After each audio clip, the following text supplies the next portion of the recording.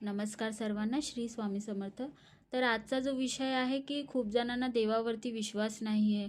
आम्ही देवाकडे मागितलं आणि देवाने आम्हाला दिलंच नाही. तर देव कोणताही असो, सर्व देव एकच आहेत आणि निराश व्हायचं कारण नाही. जर तुम्हाला देवाने आता दिलं नाही आहे, तर तो तुमची वेळ आल्यावरती तुम्हाला तो नक्की देणार आहे.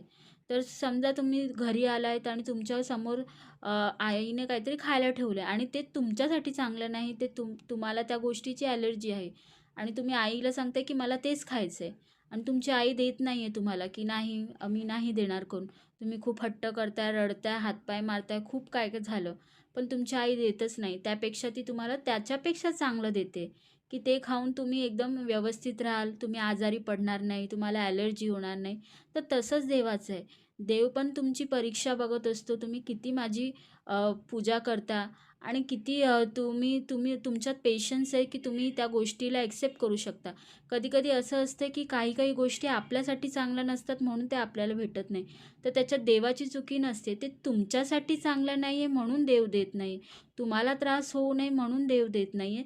तर सगळ्या गोष्टी असं हे नाही आहे की मी मागितलं देवाने दिलं नाही.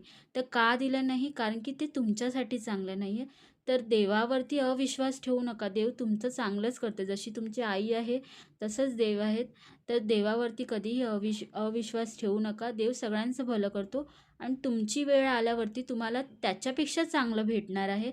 तर हे तुम्ही नेहमी लक्षात ठेवा, की जी गोष्ट आपल्याला नाही भेटत आहे ती आपल्यासाठी चांगली नाही आहे. देव त्याच्यापेक्षा चांगलं आपल्याला देणार आहे म्हणून ती भेटली नाही. तर हे नक्की तुम्ही लक्षात ठेवा. श्री स्वामी समर्थ.